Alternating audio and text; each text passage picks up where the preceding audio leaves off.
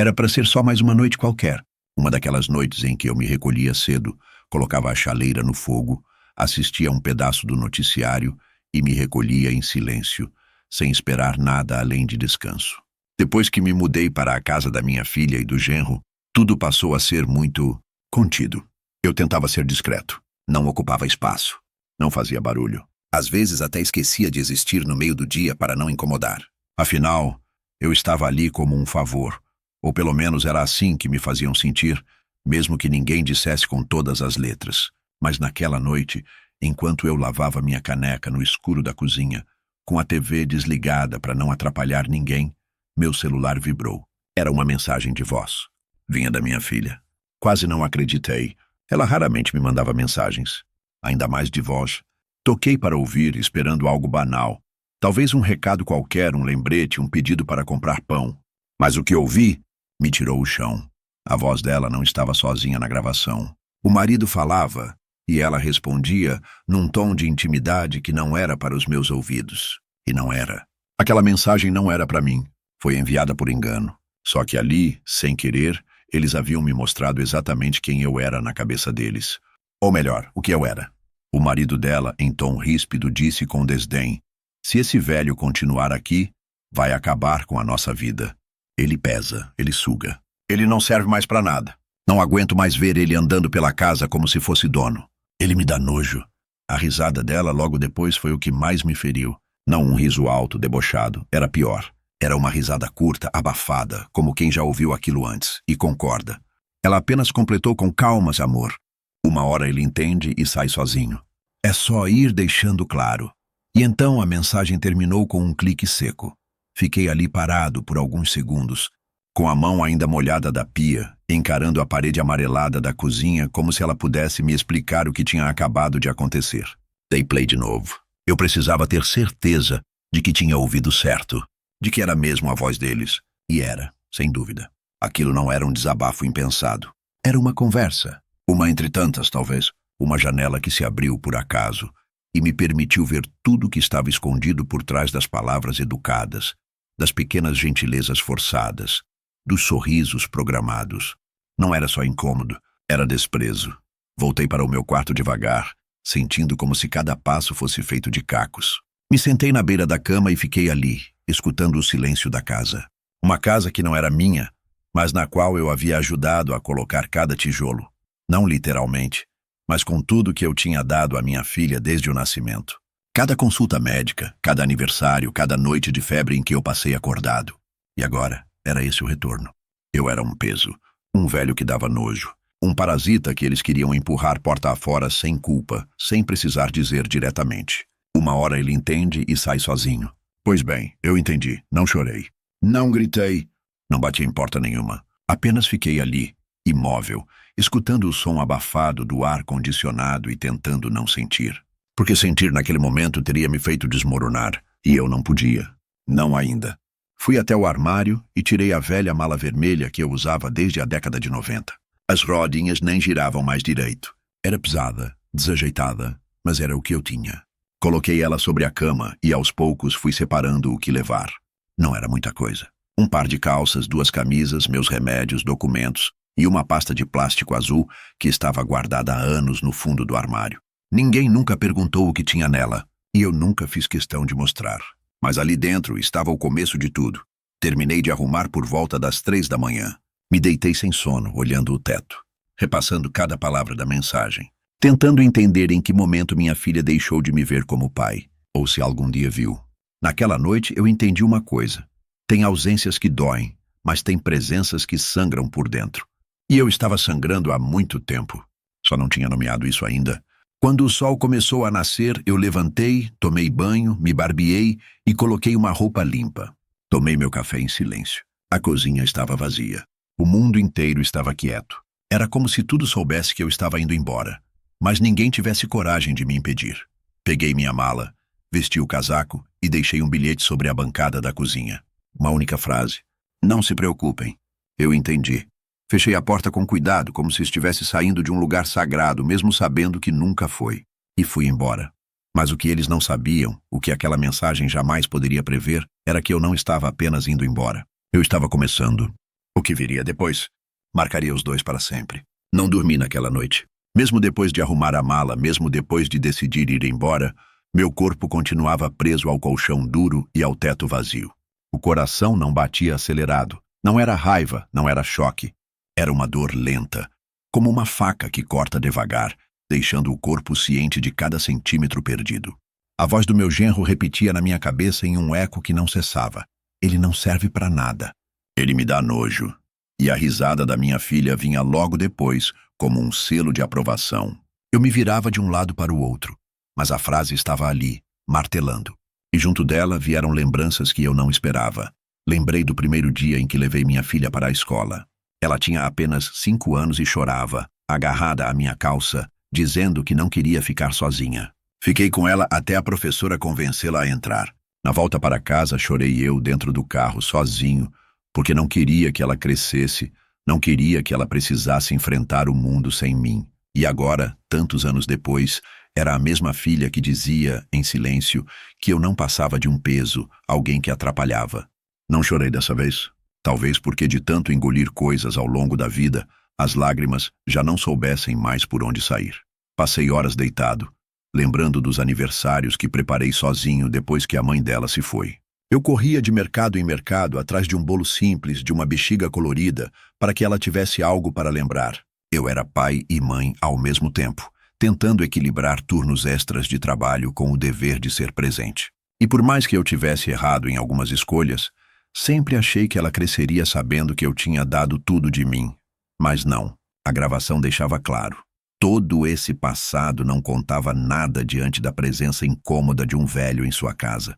Virei de lado na cama e meus olhos caíram sobre a pasta azul que coloquei na mala. Aquilo não era só papel. Eram pedaços de vida, comprovantes, contratos, documentos, registros que nunca mostrei a ninguém. Guardei porque sempre acreditei que um dia seriam necessários. Nunca pensei que fosse contra minha própria filha. Mas agora, naquela noite de insônia, percebi que o mundo tem um jeito cruel de virar as peças de repente. E que talvez essa pasta fosse a única arma que me restava. Quando o relógio bateu 4 da manhã, levantei e caminhei até a janela. A rua estava vazia, iluminada por um poste solitário que piscava de tempos em tempos. Lembrei de quando me mudei para aquela casa. Eu tinha sido recebido com abraços forçados, com promessas de que sempre teria um lugar ali. "Pai, essa casa também é sua", foi o que ela disse sorrindo. Palavras que agora soavam como um deboche cruel. Não havia espaço nenhum para mim. Nem no sofá, nem na mesa, nem no coração deles. Fiquei olhando a mala encostada no canto do quarto. Aquele retângulo vermelho parecia brilhar no escuro como um sinal de saída. Eu sabia que, quando o sol nascesse, eu não voltaria atrás. Não havia mais nada para discutir. Se eu ficasse, seria apenas para mendigar respeito. E eu já tinha passado da idade de implorar por lugar em mesa que eu mesmo ajudei a construir. Às 5 da manhã, sentei-me à beira da cama, calcei os sapatos e respirei fundo. Passei a mão pelo rosto e me dei conta de como estava exausto. Não apenas pelo que ouvi naquela noite, mas por anos de pequenas rejeições, de olhares atravessados, de piadas disfarçadas. Aquela mensagem não era o início de nada. Era apenas o ponto final de um parágrafo que já vinha sendo escrito há muito tempo, mas que eu me recusava a ler. Quando o céu começou a clarear, a decisão estava consolidada dentro de mim como pedra. Eu iria embora, mas não de mãos abanando, não como um cão expulso. Eu sairia com dignidade, levando comigo não apenas a mala e a pasta, mas também um plano. Porque o que eles me deram naquela noite não foi só dor, foi combustível. Foi a lembrança de que eu ainda tinha recursos, ainda tinha poder, ainda tinha algo que podia virar o jogo. Eles achavam que eu não servia para nada, pois logo descobririam que esse nada era exatamente o que sustentava a vida confortável que levavam. Quando o relógio marcou 6, comecei a ouvir passos no andar de cima. Eles acordavam sem saber que eu já não lhes pertencia. Sorri sozinho, não de felicidade, mas de ironia. Porque enquanto eles se preparavam para mais um dia comum, eu já estava no meio de uma noite interminável que havia me transformado para sempre. E ali, sentado no quarto que nunca foi meu, percebi que não era apenas uma questão de sair. Era uma questão de mostrar que até o silêncio de um velho tem peso. E que quando resolvemos usá-lo, o barulho que ele faz ecoa muito mais fundo do que qualquer palavra dita em voz alta. Na manhã seguinte, eu sairia pela porta com a mesma calma de sempre. Mas dentro de mim já estava escrito: eles nunca esqueceriam o que aconteceu depois daquela mensagem.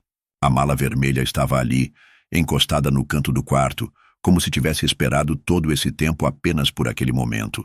Para mim, ela não era só um objeto velho e gasto, mas um símbolo de tudo que eu carreguei sozinho na vida. Viajei com ela para hospitais quando minha esposa adoeceu, para o enterro dela, para as vezes em que precisei passar noites em cidades vizinhas a trabalho, para garantir que nada faltasse em casa. Ela tinha as marcas do tempo, o zíper arranhado, as rodas emperradas, mas nunca me deixou na mão. E agora, mais uma vez, seria cúmplice silenciosa da minha saída. Dentro dela, repousava a pasta azul que eu mencionei na noite anterior, aquela que ficou esquecida no fundo do armário por anos. Eu a coloquei sobre a cama e abri com calma, como quem abre uma ferida antiga. O cheiro de papel guardado por muito tempo tomou o quarto.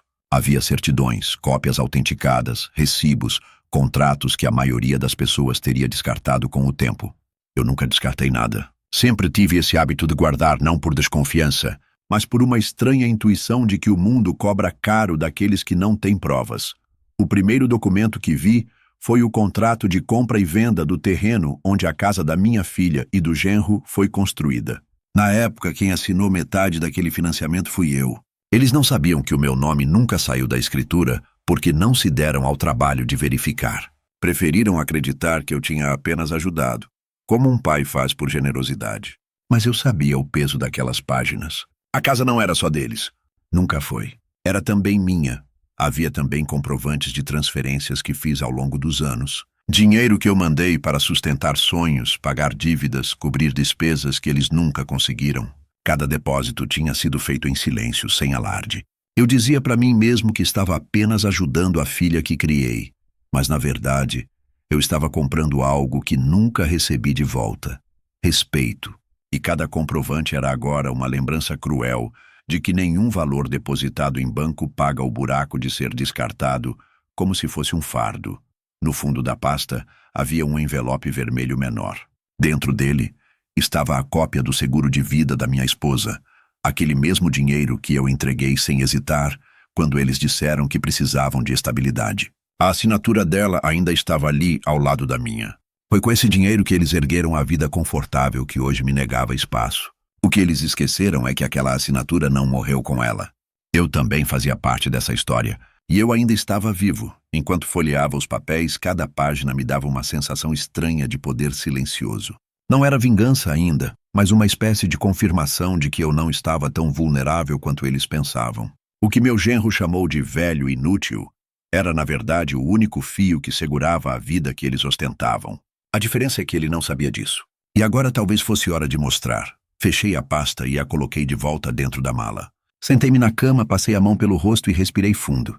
Eu não tinha pressa. Não se trata de sair quebrando portas ou devolvendo ofensas. Minha força sempre esteve no silêncio. E dessa vez não seria diferente. Eles queriam que eu entendesse o recado e fosse embora sozinho. Pois bem, eu iria, mas não da forma que eles esperavam. Eu não sairia derrotado. Eu sairia levando comigo o alicerce que eles nem percebiam que estava sob meus pés. Enquanto o sol subia, ouvi os passos no andar de cima, vozes abafadas, a rotina da casa que seguia alheia ao que estava acontecendo embaixo. Sorri sozinho, um sorriso que não era de felicidade, mas de decisão. Eu já sabia que não voltaria mais para aquele quarto. O que restava agora era apenas dar o primeiro passo. Antes de sair, passei mais uma vez pela cozinha. O bilhete que deixei na noite anterior ainda estava sobre a bancada. Não se preocupem. Eu entendi. Olhei para aquelas palavras e senti uma pontada de ironia. Eles leriam aquilo como alívio, como se eu tivesse finalmente cedido ao que sempre quiseram. Mas só eu sabia o que significava de verdade. Não era submissão. Era apenas o prelúdio. Peguei a mala, coloquei a pasta dentro dela com cuidado e fechei o zíper com um gesto lento. O som metálico do fecho ecoou pelo cômodo silencioso como uma sentença. Não olhei para trás. Apenas atravessei a sala e fechei a porta com calma. O frio da manhã bateu no meu rosto, mas dentro de mim eu sentia um calor diferente. Era o início de algo. Enquanto caminhava até o ponto de táxi, percebi como era estranho deixar uma casa onde você nunca teve de fato um lugar. Não havia despedidas, não havia lágrimas. Apenas um homem com uma mala vermelha, carregando documentos que pareciam simples no papel, mas que tinham o poder de mudar tudo. Eles ainda estavam dormindo, talvez sonhando com um futuro que acreditavam seguro. O que eles não sabiam era que esse futuro agora estava dentro da mala que eu arrastava comigo. E foi assim que eu parti, sem estardalhaço, sem rancor explícito. Apenas com a certeza de que o que estava prestes a acontecer não seria esquecido. Porque quando um homem passa a vida inteira sendo subestimado, chega uma hora em que a conta vem, e a deles já estava na minha mão. Naquela manhã, quando cruzei a porta com a mala vermelha em mãos, percebi que minha despedida não teria abraços, nem lágrimas, nem qualquer palavra. Eu estava deixando para trás não apenas um teto, mas todo um conjunto de ilusões. A casa ficava em silêncio. O mesmo silêncio que tantas vezes me sufocou, mas que agora parecia cúmplice. Eles ainda dormiam no andar de cima, acreditando que tinham conseguido o que queriam, me empurrar lentamente para fora, até que eu fosse embora sem precisar de confronto. O que não sabiam é que aquele silêncio era o som de um corte definitivo, de uma despedida invisível que pesaria mais do que qualquer discussão. Passei pela sala devagar, sentindo o cheiro familiar do sofá novo, da madeira encerada, do quadro pendurado na parede que eu mesmo ajudei a pagar, mas que nunca carregava minha presença. Cada objeto me lembrava que naquela casa eu nunca fui visto. Era como se eu tivesse habitado uma sombra. Deixei o bilhete sobre a bancada da cozinha. Não se preocupem. Eu entendi. E olhei para ele por um último instante. Aquelas palavras seriam interpretadas como fraqueza, como rendição. Eles pensariam, enfim, ele desistiu. Mas a verdade era outra. Eu não estava desistindo. Estava apenas escolhendo um campo de batalha diferente, onde o silêncio fala mais alto do que qualquer voz. Saí pela porta com calma, puxando a mala pesada que rangia nas rodinhas gastas. O ar frio da manhã bateu no meu rosto, trazendo um frescor que quase parecia liberdade. Atravessei a calçada sem olhar para trás. Não porque não quisesse, mas porque já não havia nada ali que me pertencesse. Deixei para trás paredes que carregavam minha assinatura nos documentos, mas não carregavam meu nome na boca daqueles que viviam nelas. A despedida invisível era também o início de um novo tipo de presença, aquela que se manifesta apenas quando já é tarde demais para ser ignorada. Peguei um táxi na esquina. O motorista, um homem de meia idade com olhos cansados, apenas perguntou para onde eu queria ir. Dei o nome de um motel simples na beira da estrada, um lugar discreto onde eu poderia ficar sem ser encontrado facilmente. Ele não fez perguntas. Apenas dirigiu.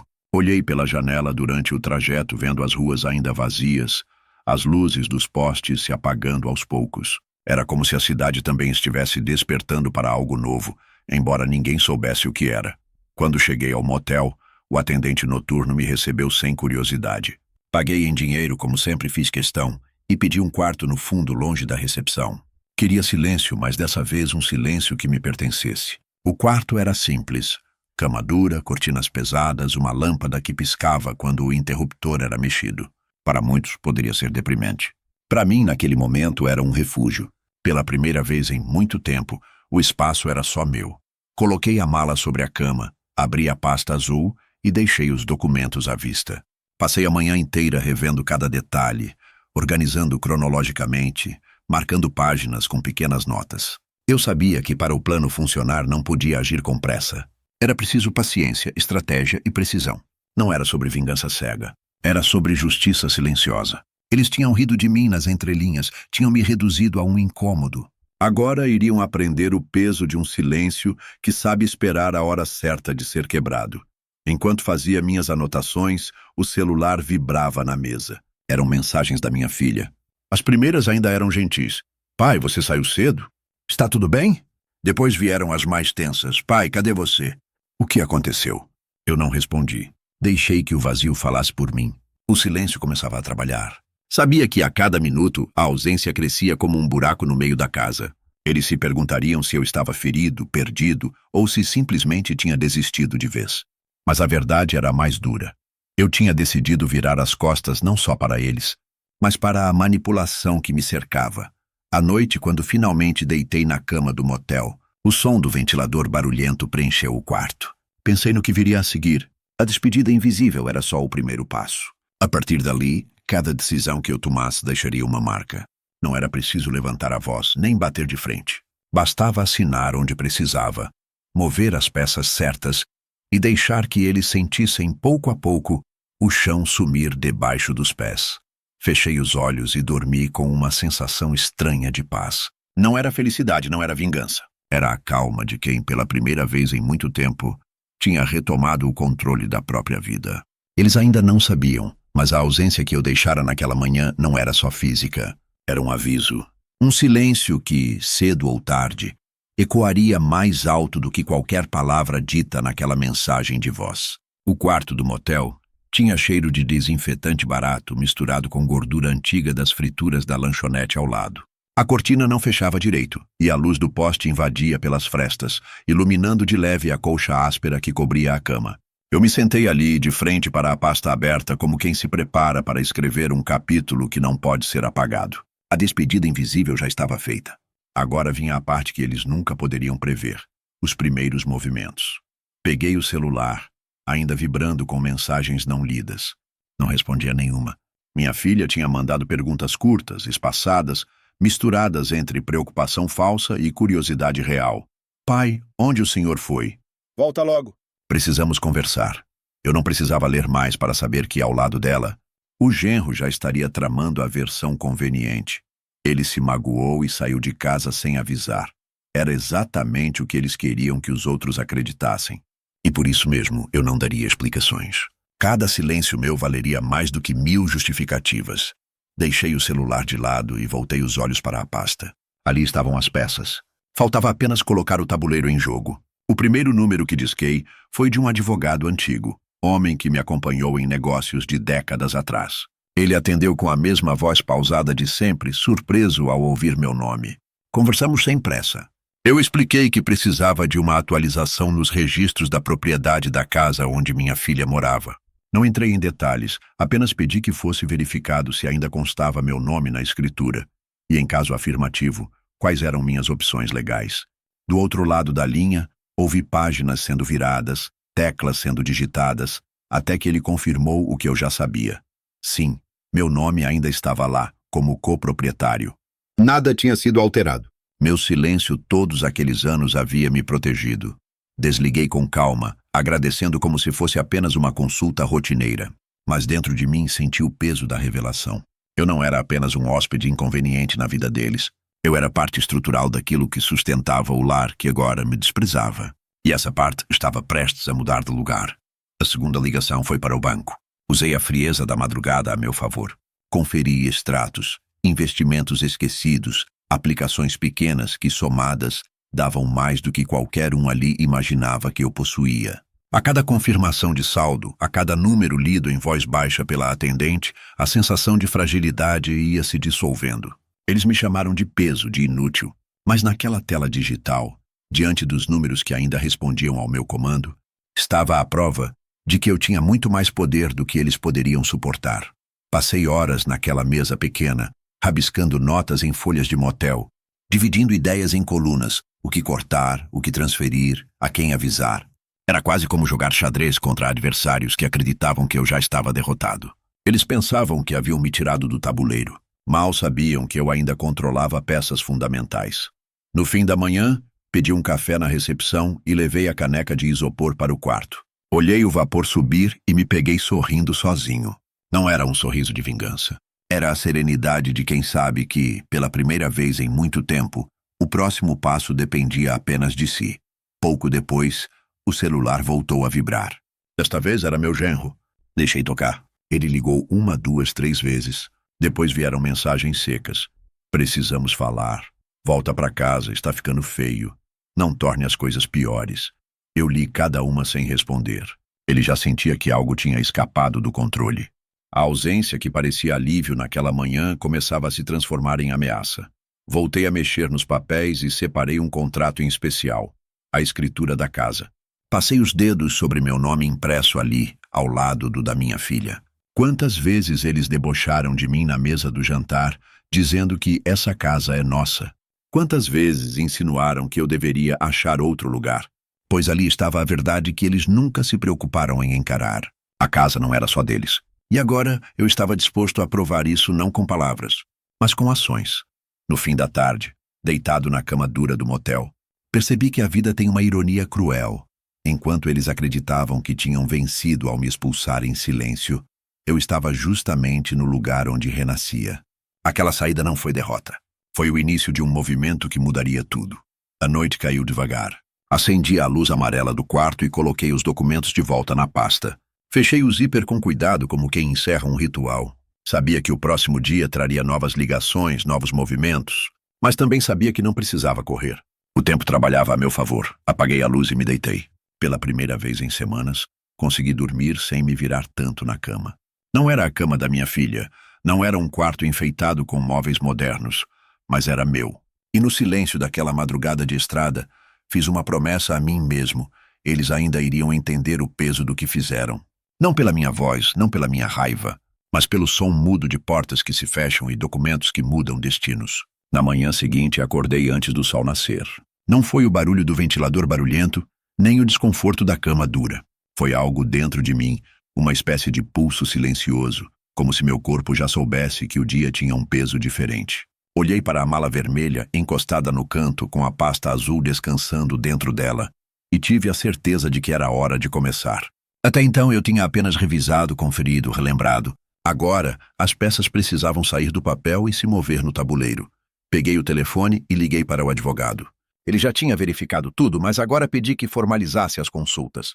Solicitei documentos atualizados da matrícula do imóvel, cópias autenticadas e, principalmente, que entrasse com o pedido de bloqueio para qualquer tentativa de movimentação sem a minha assinatura. Era um direito meu, um direito que nunca deixei de ter, mesmo que eles acreditassem que a casa era apenas deles. Do outro lado da linha, a voz do advogado foi firme. Vai criar ruído. Eu apenas respondi. O silêncio já foi quebrado. E encerrei a chamada. Senti uma calma estranha depois disso. Não havia gritos, não havia discussões. Apenas uma assinatura em andamento que mudaria completamente a forma como eles enxergavam a própria vida. Pela primeira vez percebi que não era eu quem morava de favor. Eram eles. Eles é que estavam ocupando um espaço que nunca lhes pertenceu integralmente. E agora, finalmente, o espelho seria colocado diante deles. Pouco depois, liguei para o banco. Pedi a transferência de uma quantia considerável para uma conta separada, que mantive por anos em silêncio, justamente para momentos de necessidade. Não era sobre esconder, era sobre proteger. E naquele momento, proteger significava não permitir que meu dinheiro continuasse servindo de muleta para quem me via como peso. Enquanto confirmava a operação, lembrei de todas as vezes que minha filha me pediu só um adiantamento, só uma ajudinha para tapar buracos que ela e o marido criavam. Eu sempre cedia, acreditando que estava fortalecendo a família. Na prática, estava apenas alimentando um desrespeito que agora se revelava inteiro. No meio da tarde, o primeiro reflexo começou a aparecer. O celular vibrou sem parar. Minha filha me mandava mensagens cada vez mais tensas. Pai, o banco está ligando. O que está acontecendo? Precisamos resolver isso, é sério. O genro, por sua vez, deixou recados curtos e ameaçadores, tentando manter a pose. Você não pode fazer isso. Vai se arrepender. Li todos em silêncio, sem responder. Era quase poético ver como em menos de 24 horas, a ausência que eles trataram como alívio começava a se transformar em desespero. À noite, recebi uma ligação inesperada. Era o próprio gerente do banco, um homem que me conhecia de longa data. Ele pediu confirmação sobre os bloqueios que eu havia solicitado. Confirmei cada um. E no fim ele disse algo que ficou na minha mente. Seu nome tem muito mais peso do que o senhor imagina. Eles dependem dele para manter tudo de pé. Eu desliguei sem comentar, mas sorri sozinho. Porque no fundo eu já sabia. A diferença é que agora, pela primeira vez, eles também saberiam. Voltei para a mesa do motel, espalhei os papéis e comecei a rabiscar notas em silêncio. A cada documento revisado, a cada telefonema feito, a figura se tornava mais clara. Eu não estava apenas me defendendo, estava desenhando um mapa. E nesse mapa, cada movimento meu abria uma fissura na vida confortável que eles acreditavam ser intocável. Antes de dormir, caminhei até a janela do quarto. O estacionamento do motel estava quase vazio, iluminado por luzes fracas. Lá fora, o mundo seguia igual, indiferente. Mas dentro daquelas paredes finas, algo tinha mudado para sempre. O primeiro movimento estava feito. O tabuleiro começava a se revelar. E a partir dali, cada silêncio meu teria o peso de um trovão. Deitei na cama, Fechei os olhos e deixei que o cansaço finalmente me dominasse. Não era um descanso leve, mas era profundo, como quem dorme não porque está em paz, mas porque sabe que a guerra já começou e está do seu lado. No dia seguinte ao primeiro movimento, o silêncio que eu mantive começou a mostrar sua verdadeira força. Logo cedo, quando abri os olhos no quarto abafado do motel, o celular já estava vibrando com insistência. Não eram apenas mensagens da minha filha, mas também ligações de números desconhecidos, recados apressados de vozes que tentavam soar firmes, mas que traziam o tremor da pressa e do medo. O vazio que deixei ao sair de casa se transformava, pouco a pouco, em pânico. As primeiras mensagens dela ainda tinham um tom de súplica disfarçada de preocupação. Pai, precisamos conversar. Não some assim. Depois, Vieram as justificativas apressadas. Você entendeu errado aquela conversa. Eu estava nervosa. não quis dizer aquilo, mas cada frase só provava que ela sabia que a gravação não deixava espaço para mal-entendidos. Era verdade o que disseram de mim. Não havia erro, não havia contexto que limpasse aquelas palavras. Ela só tentava tapar um buraco que já tinha virado cratera. O genro, por outro lado, não se deu ao trabalho de fingir. Suas mensagens eram curtas, diretas, quase ameaçadoras. Você não pode fazer isso. Vai se arrepender de mexer no que não deve. Não brinque com a casa. É a nossa vida. Eu lia cada uma com calma, sem responder. E a cada palavra dele, eu tinha a confirmação de que estava no caminho certo. Porque nada incomoda mais quem acredita estar no controle do que descobrir que o poder nunca esteve em suas mãos. Por volta do meio-dia, vieram os primeiros sinais concretos. O advogado me ligou, confirmando que já havia protocolado os pedidos e que a matrícula da casa agora estava sob bloqueio judicial para qualquer movimentação sem minha autorização. Ele comentou que, em pouco tempo, eles seriam notificados oficialmente. A formalidade daquilo me trouxe uma sensação de alívio frio. Não havia mais volta. A partir dali, não era só minha palavra contra a deles. Eram papéis carimbados, assinaturas, notificações oficiais. E nada pesa mais do que a verdade impressa em um documento. À tarde, enquanto tomava café morno na lanchonete do motel, vi meu celular vibrar sem parar. Chamadas de vídeo não atendidas, dezenas de mensagens acumuladas. Minha filha escrevia em letras maiúsculas: Pai, atende, por favor. Eles estão dizendo que podemos perder a casa, é verdade? A urgência começava a tomar o lugar da arrogância. Aquela filha que um dia me disse que sempre teria um lugar para mim agora implorava por respostas que eu não tinha intenção de dar. Pelo menos não com palavras.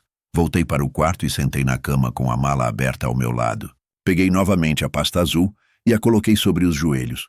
Não precisei folhear os documentos dessa vez. Apenas o peso dela em minhas mãos já me lembrava de que todo o controle estava ali. Eles tinham apostado na minha fragilidade, na minha idade, na minha necessidade de companhia. Apostaram que eu ficaria quieto, dependente, aceitando restos de afeto em troca de espaço. Mas esqueceram que eu ainda tinha algo muito mais forte. Provas, papéis, direitos. No fim da tarde, quando o sol começou a descer atrás das árvores secas vistas pela janela do quarto, meu celular tocou mais uma vez. Era minha filha. Deixei tocar até cair na caixa postal. Minutos depois, a mensagem de voz chegou. Apertei o play e ouvi sua voz trêmula. Pai, por favor, não faz isso com a gente. Eu sei que erramos. Eu sei que não devia ter deixado o Marcos falar aquelas coisas. Mas você sabe como ele é, estava nervoso. Você sabe que eu te amo. Volta, a gente resolve isso juntos. Escutei até o fim sem reagir. A palavra amor, dita de forma tão frágil e atrasada, já não tinha efeito. Amor não combina com desprezo. E quem ri de você pelas costas não pode se esconder atrás de laços de sangue quando a vida aperta. À noite, enquanto o ventilador do quarto girava lentamente, pensei em como o silêncio tinha mais poder do que eu jamais imaginei. Não precisei gritar, não precisei discutir, não precisei bater a mão na mesa. Bastou sair e agir onde realmente importava. Eles estavam descobrindo, sozinhos, que cada vez que a campainha tocasse ou o carteiro passasse, poderia ser uma notícia vinda de mim, mesmo que eu não dissesse nada. Deitei-me na cama com o celular desligado. O barulho das mensagens e chamadas parou de incomodar. E naquele silêncio profundo, percebi que eu não precisava correr. O desespero deles trabalharia a meu favor. A cada hora que passava sem resposta, a angústia aumentava. E isso era apenas o começo. Os dias seguintes foram um desfile de chamadas não atendidas, mensagens desesperadas e tentativas de contato de todos os lados. No início, minha filha e o marido ainda tentavam manter o problema entre quatro paredes. Mas uma casa em colapso não consegue esconder seus estalos por muito tempo. Logo, os vizinhos começaram a notar. A correspondência que chegava com selos oficiais, o carteiro batendo 2 vezes na mesma semana, o tom de voz alterado que ecoava quando eles discutiam na varanda. Aos poucos, o mundo fora daquelas paredes também começou a perceber que algo estava errado. O primeiro indício veio através de uma ligação inesperada. Uma vizinha antiga, que sempre me cumprimentava com respeito quando me via cuidando do jardim, conseguiu meu número e perguntou com cautela: "Está tudo bem? Estão dizendo que a casa pode ir para a disputa judicial." Não confirmei nada, apenas agradeci a preocupação.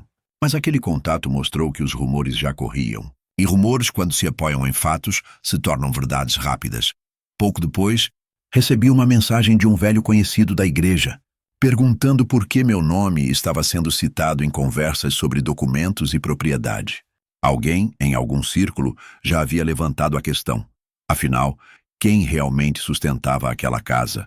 Quem estava por trás de cada tijolo, de cada parcela paga, de cada assinatura? Eles podiam me pintar como um velho peso para dentro de casa, mas fora dela, a história já começava a se reescrever de outra forma. Enquanto isso, minha filha tentava desesperadamente controlar a narrativa. Nas mensagens que me enviava, ela misturava súplicas e justificativas, como se ainda pudesse moldar os fatos a seu favor. Mas não havia mais espaço para manipulação. Documentos têm uma força que nenhuma desculpa consegue apagar. E cada vez que alguém via meu nome na escritura, cada vez que uma notificação chegava em meu favor, a imagem que eles cultivaram de que eu era apenas um hóspede incômodo começava a ruir. O golpe final na fachada veio numa tarde de sexta-feira. O oficial de justiça bateu à porta deles com um envelope carimbado, contendo a intimação formal para comparecimento.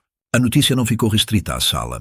Vizinhos viram, comentaram, compartilharam olhares. Em bairros assim, a vergonha corre mais rápido que o vento. E logo, já havia gente comentando na padaria. No mercado, na fila do posto de gasolina. Ouvi dizer que aquela casa não é só deles. O pai ainda tem parte. E parece que ele não está nada contente. Eu não precisei mover uma palavra. A comunidade se encarregou de dar voz ao que eu nunca precisei explicar. Durante anos, eles me pintaram como um idoso dependente, alguém que vivia de favor. Agora, sem que eu dissesse uma sílaba, os mesmos vizinhos que me viam quieto no quintal começavam a entender que eu era parte fundamental de tudo. Que sem mim aquele lar não existiria. Do quarto do motel, acompanhado apenas pelo zumbido do ventilador e o cheiro de café barato, eu recebia notícias por meio dessas conversas indiretas. Mensagens atravessadas, recados que vinham de terceiros. Não me dei ao trabalho de corrigir nada, porque não havia nada a corrigir. A verdade se espalhava por si só, sustentada por papéis e carimbos que não deixam espaço para interpretações. Minha filha insistia nas mensagens, agora com um tom mais frágil. "Estão perguntando por você, pai? Estão comentando coisas que não são verdade." Eu apenas observava a ironia. A mesma filha que deixou escapar um riso quando o marido me chamou de inútil, agora temia a opinião dos outros. Temia que a comunidade visse a verdade nua e crua, que não era eu quem sugava, mas eles que sempre dependeram do que eu tinha construído. No sábado, recebi outra ligação inesperada, dessa vez de um primo distante que mal falava comigo. Ele quis saber o que estava acontecendo, porque tinha visto comentários em redes sociais sobre um processo envolvendo minha filha e a casa. Fiquei em silêncio por alguns segundos antes de responder apenas: "Cada um colhe o que planta." E desliguei. Não havia necessidade de dar detalhes. A verdade já estava à vista. Nessa altura, eu compreendi que o silêncio é uma arma de 2 gumes. Machuca quem o sustenta e destrói quem não consegue conviver com ele. Enquanto eu me mantinha calado, a ausência da minha voz se tornava ainda mais ensurdecedora na vida deles. Porque o que mais os assustava não era o que eu dizia, mas o que eu podia fazer a qualquer momento sem precisar anunciar. Naquela noite, ao fechar a pasta e guardá-la de novo na mala, senti algo diferente. Já não era apenas um homem ferido pela rejeição. Eu era, naquele momento, a lembrança viva de que não se deve cuspir no prato onde se comeu, e muito menos desprezar quem sustentou a mesa. O confronto não veio na forma de uma briga aberta, nem de discussões em mesas de jantar ou telefonemas carregados de acusações. Ele chegou em envelopes brancos, carimbados, entregues por mãos oficiais, papéis que, com poucas linhas e assinaturas, tinham o poder de desmontar a vida que eles acreditavam sólida. E foi justamente isso que tornou tudo mais cruel. Eu não precisei levantar a voz, não precisei bater de frente. Bastou assinar. Naquela semana, o advogado me ligou novamente. A voz dele era serena, mas carregava uma gravidade que eu já esperava. Eles foram notificados. Agora, oficialmente, nada pode ser movimentado sem o senhor. A casa está em disputa. Eu agradeci e desliguei. Não havia espaço para euforia. Apenas uma calma gelada tomou conta de mim. Depois de tantos anos sendo tratado como alguém que ocupava espaço demais, agora eu era o espaço inteiro. Nada se movia sem mim. Na manhã seguinte vieram as primeiras mensagens diferentes. Minha filha não escrevia mais apenas súplicas. Agora eram justificativas longas, cheias de palavras que tentavam resgatar memórias. Pai, lembra quando a mamãe estava doente e a gente passou por aquilo juntos? O senhor sempre foi minha base. Eu sei que errei, mas não pode apagar tudo o que vivemos. Vamos resolver isso sem advogados, sem tribunais. Li cada frase com atenção, mas não respondi. Porque no fundo eu sabia que não era arrependimento. Era medo. O medo de perder a segurança que sempre acharam garantida. O genro, por outro lado, não se rendia tão fácil. Suas mensagens vieram carregadas de arrogância quebrada. Isso não vai ficar assim. Você não tem coragem de levar isso adiante. E por último, você vai destruir sua própria filha. Sorri sozinho ao ler essa última, porque ele nunca entendeu. Eu não estava destruindo minha filha. Eu apenas havia parado de sustentar as escolhas dela. A destruição vinha do próprio alicerce frágil que eles construíram, acreditando que eu seria eternamente o suporte invisível. Na quinta-feira, o advogado me pediu para ir até o cartório assinar os papéis finais do bloqueio e de um pedido adicional de auditoria sobre a utilização da casa como garantia em empréstimos. Sentei diante da mesa com uma caneta comum na mão e assinei cada folha com a mesma calma de quem preenche uma lista de compras. E enquanto minha assinatura surgia em tinta azul sobre o papel branco, percebi algo que doeu mais do que a rejeição da gravação. Todo o poder que eles tinham sobre mim sempre foi sustentado pelo meu silêncio. E agora, era esse mesmo silêncio que os engolia. Voltei para o motel com cópias autenticadas. Sentei na cama, abri a pasta azul e guardei tudo com cuidado, como se fosse um ritual. Pela primeira vez, senti que o confronto havia terminado, mesmo sem nunca ter começado de verdade. Eu não precisei olhar nos olhos deles para provar nada. Os papéis fariam isso por mim. No final da tarde, o celular tocou de novo. Era minha filha. Desta vez, deixei a ligação escapar para o correio de voz. Minutos depois, escutei a mensagem. Pai, por favor, não faça isso. A gente não consegue pagar as parcelas sem o senhor. Eles estão falando em leilão, em perder tudo. Eu não sei mais o que fazer. Me responde, pelo menos uma vez. Eu imploro. A voz dela tremia. Era a mesma voz que um dia, ainda criança, me pedia para não deixá-la sozinha na escola. Mas agora não havia inocência ali. Apenas a consequência de escolhas que me afastaram, de palavras que me feriram. Fechei os olhos e deixei o silêncio responder por mim. Porque eu já tinha dito tudo no único bilhete que deixei sobre a bancada da cozinha. Não se preocupem. Eu entendi. E agora eles também entendiam. Na sexta-feira, um vizinho me ligou por curiosidade. Disse que tinha visto minha filha no portão, chorando enquanto falava com o oficial de justiça. Ela parecia perdida, comentou. Mas agora todo mundo sabe que o senhor é dono de metade daquela casa. Não precisei dizer nada. Apenas agradeci e desliguei. O confronto, mais uma vez, acontecia sem que eu estivesse presente. Bastava minha assinatura. Naquela noite, sentei à mesa pequena do quarto de motel, abri meu caderno de anotações e escrevi. Hoje, eles descobriram que não precisam ouvir minha voz para saber que eu existo. E fechei a capa. Dormi em paz. Não a paz de quem venceu, mas a paz de quem finalmente se libertou de precisar ser ouvido para ser reconhecido. O fim não chegou com fogos de artifício, nem com um momento de glória pública. Ele veio devagar, como o som distante do mar que você só percebe quando o vento muda de direção. Depois que assinei os papéis no cartório e deixei que as engrenagens da justiça seguissem seu curso, a vida tomou outro ritmo. Não havia mais ligações do advogado pedindo confirmações urgentes. Não havia mais cópias de documentos para carimbar. O processo estava em andamento e eu já não precisava mexer mais nada. O silêncio trabalhava por mim. Nessa altura, a casa onde vivi meses como um intruso já não era mais apenas deles e também não era minha no sentido afetivo. Tornara-se um símbolo, um palco de arrogância sustentado por um contrato que agora pesava contra eles. E cada vez que minha filha ou meu genro abriam a porta para encontrar uma nova notificação, Eu sabia que sentiam a mesma impotência que tentaram me impor. Foi nesse período que conheci meu novo lar. Um apartamento simples, em um prédio baixo, com vista para uma praça arborizada. Nada de luxo, nada de ostentação. Mas quando a corretora abriu a porta e o cheiro de tinta fresca misturado com madeira encerada me atingiu, senti algo que não sentia há muito tempo: pertencimento. Ali não havia passos pesados no andar de cima, nem cochichos de desprezo vindo da cozinha. Ali, cada centímetro era meu. Entrei com a mala vermelha nas mãos e a pasta azul debaixo do braço.